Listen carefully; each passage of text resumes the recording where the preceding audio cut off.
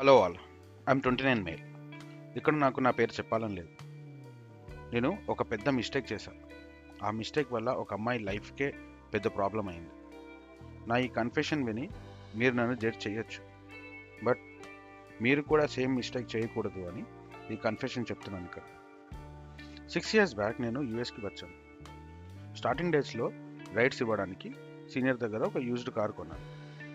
అలా యూనివర్సిటీ క్లాసెస్కి రైడ్ ఇస్తున్నప్పుడు రైడ్లో ఒక అమ్మాయిని మీట్ అయ్యాను. చాలా క్యూట్గా, అంబిషియస్ అండ్ తను ఎక్స్ట్రోవర్ట్లా అనిపించింది నాకు. తను నియర్ బై ఉన్న అపార్ట్మెంట్లోనే ఫ్రెండ్స్తో కలిసి ఉంటుంది. తను జాబ్కి కూడా రైడ్ ఇస్తావా అని అడిగింది. వాళ్ళు మనీ కోసం చేస్తున్న ఈ వర్క్, సో ఇస్తాను అని చెప్పాను.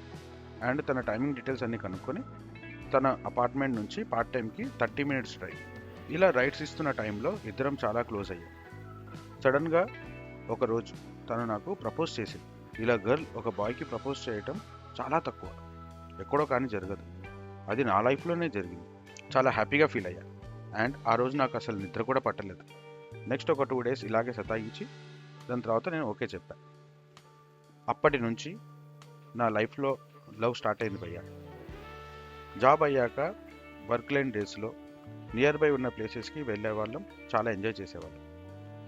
మా మాస్టర్స్ కూడా కంప్లీట్ అయింది ఈ ప్రాసెస్లోనే. She left the part time job and ఇద్దరం ఒకే కన్సల్టెన్సీలో జాయిన్ అయ్యాం ఫుల్ టైం జాబ్స్ కోసం. ఒక 6 months మార్కెటింగ్లో తనకు ఫుల్ టైం జాబ్ వచ్చింది. నాకు జాబ్ ఇంకా రాలేదు. తన జాబ్ వేరే స్టేట్లో, రిమోట్ జాబ్ కాదు. So she move to different state. First job కదా, ఫుల్ టెన్షన్స్ అండ్ డైలీ వర్క్తో సరిగ్గా మాట్లాడేది కాదు. నేను అర్థం చేసుకున్నాను. అండ్ అపార్ట్మెంట్లో కూడా తనకి ఎక్కువ ప్రైవసీ ఉండేది కాదు, ఎందుకంటే వేరే అమ్మాయిలతో షేరింగ్లో ఉండేది. సో ఇద్దరం కలిసి 1 or 2 monthsకి ఒక ట్రిప్ వెళ్ళేవాళ్ళం. అక్కడ చాలా ఎంజాయ్ చేసేవాళ్ళం. ఇలా ఒక 6 months గడిచింది. లాస్ట్ టైం ట్రిప్కి వెళ్ళినప్పుడు ఒక హోటల్ బుక్ చేశాను. ఆ హోటల్లో తను బాత్కి వెళ్ళినప్పుడు బోర్ కొట్టి నేను తన మొబైల్ ఓపెన్ చేస్తాను. Yeah, I know her password. మేము జనరల్గా బెడ్ మీద ఉన్నప్పుడు స్నాప్స్ తీసుకొని హిడెన్ ఫోల్డర్లో సేవ్ చేసేవాళ్ళం. ఒకసారి ఆ ఫొటోస్ చూద్దామని అనిపించి హిడెన్ స్నాప్స్ ఓపెన్ చేశాను. అందులో ఉన్న ఫొటోస్ చూసి షాక్ అయ్యాను. నా ఫొటోసే కాకుండా వేరే అబ్బాయితో కూడా నాలాగే దిగిన ఫొటోస్ చూశాను.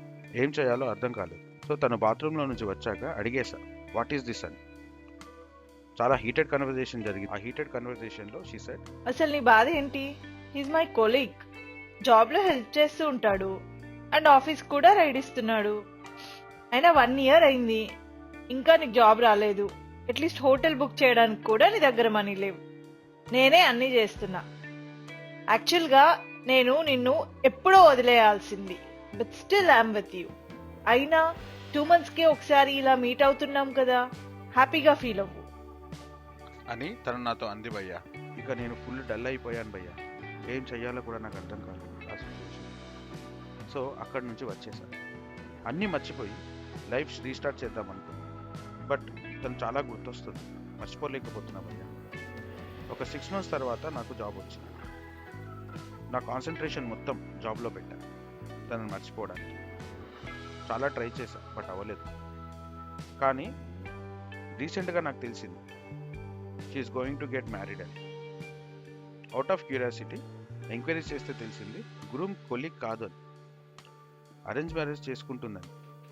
నాకు మళ్ళీ చాలా కోపం వచ్చింది. ఆ కొలీగ్ని కూడా మోసం చేసింది ఈ అమ్మాయి. ఫ్రెండ్స్ త్రూ వాళ్ళు ఇన్స్టాగ్రామ్లో పోస్ట్ చేసిన ఎంగేజ్మెంట్స్ ఫొటోస్ అన్నీ చూశాను. బాయ్ ప్రొఫైల్ని కనుక్కొని వాడికి మేము దిగిన స్నాప్స్ అన్నీ పంపించాను. పెళ్ళి క్యాన్సిల్ అయింది భయ్య. కొంచెం హ్యాపీగా ఫీల్ అయ్యా. తనకు ఇలాగే జరగాలని అండ్ ఆ అరేంజ్ మ్యారేజ్ అబ్బాయిని సేవ్ చేశారని చాలా గర్వపడ్డా. అలా 2 marriages క్యాన్సిల్ అయ్యేలా చేశాను. కట్ చేస్తే ఇప్పుడు నాకు ఒక మ్యారేజ్ ప్రపోజల్ సెట్ అయ్యింది. నెక్స్ట్ 2 monthsలో ఎంగేజ్మెంట్ చేసుకోవాలనుకుంటున్నాను. ఇప్పుడు నా భయం ఏంటంటే తను కూడా నా ఫియాన్సీకి బెడ్ మీద తనతో దిగిన ఫొటోస్ సెండ్ చేస్తే నా పరిస్థితి ఏంటి? నా పరువు మొత్తం పోతుంది అండ్ ఈ మ్యాచ్ క్యాన్సిల్ అవుతుంది. నవ్ ఐఎమ్ రియలైజింగ్ నేను ఎంత పెద్ద తప్పు చేశాను. నా వర్క్ వస్తే కానీ నాకు అర్థం కాలేదు, కానీ ఆ తప్పు ఆల్రెడీ అయిపోయింది. పెద్ద తప్పు చేశాను. I cannot bring it back. So నాకు ఇప్పుడు అర్థమైంది ఏంటి అంటే అందరికీ పాస్ట్ ఉంటుంది అండ్ సిచ్యువేషన్ వల్ల మేబీ అది బ్రేక్ అవ్వచ్చు. బట్ ఇలా వేరే వాళ్ళ లైఫ్ని బ్యాడ్ చేయడం తప్పు అని తెలుసుకున్నాను. బట్ ఇప్పుడు ఏమీ చేయలేను, ఇది ఎవరికీ చెప్పుకోలేను కూడా.